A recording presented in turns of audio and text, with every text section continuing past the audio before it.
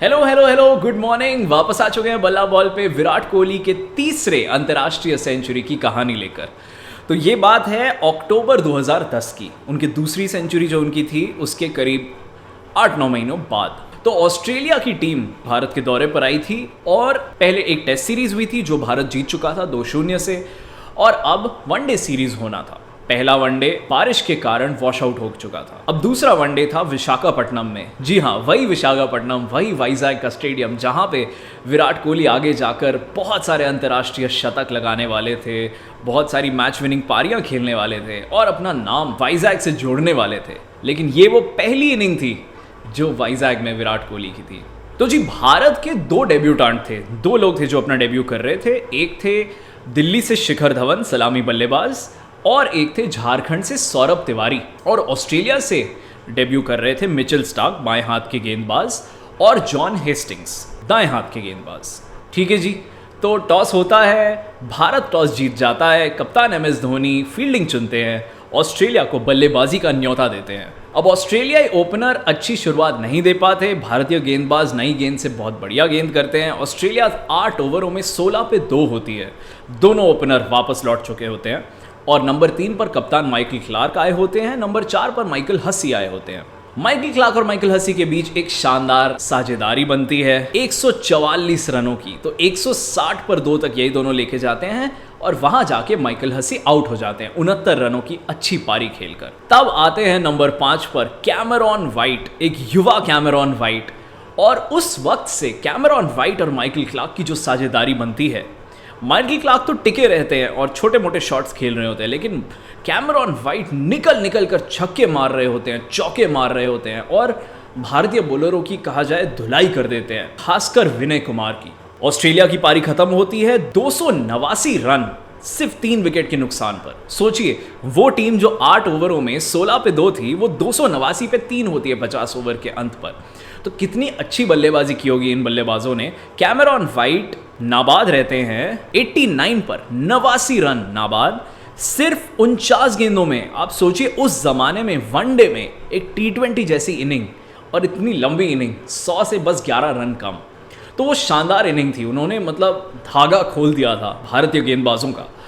और कप्तान Michael Clarke का भी 100 हो चुका था, 111 पे नॉट आउट थे वो। तो अब 290 का बड़ा स्कोर था और ये वो ऑस्ट्रेलिया की टीम थी, सोचिए आप, वनडे में जो 3 वर्ल्ड कप जीत चुकी थी एक के बाद एक, 1999, 2003, 2007। तो बहुत तगड़ी टीम थी ये, जिनसे जीतना तो करीब करीब नामुमकिन माना जाता था। ठीक है जी, तो भारत के सलामी बल्लेबाज शिखर धवन और मुरली विजय आते हैं ओपन करने। शिखर धवन 0 पर आउट हो जाते हैं अपने डेब्यू मैच में भारत के लिए। मुरली विजय कुछ अच्छी शॉटें ज़रूर खेलते हैं ऑफ साइड पर, लेकिन उसके बाद 15 रनों पे वो भी वापस चले जाते हैं।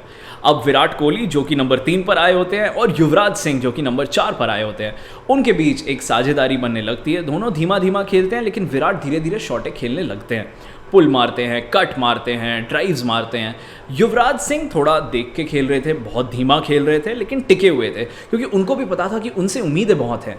वो बड़े खिलाड़ी थे, वो सुपरस्टार है इस टीम का। तो यदि आपको ऑस्ट्रेलिया से जीतना है तो युवराज सिंह से सबसे ज़्यादा उम्मीद होती थी उस टाइम पर, क्योंकि सहवाग, सचिन, गंभीर नहीं खेल रहे थे इस टीम में उस वक्त। तो आपको पता ही है कि अगर सचिन, सहवाग होते तो बात अलग होती, लेकिन अब युवराज ही सबसे बड़े खिलाड़ी हैं, उसके बाद महेंद्र सिंह धोनी है, बाकी सारे युवा खिलाड़ी हैं। तो 137 रनों की साझेदारी के बाद युवराज सिंह आउट हो जाते हैं 58 रनों की एक अच्छी पारी खेलकर। अब आते हैं सुरेश रैना, एक युवा सुरेश रैना। विराट कोहली और सुरेश रैना के बीच एक और साझेदारी बनने लगती है, दोनों अच्छा खेल रहे होते हैं। रैना आते ही शॉटें लगाने लगते हैं और उनकी शॉटें इतनी क्लीन होती है ना, सारी बैट के बीच में पड़ती हैं।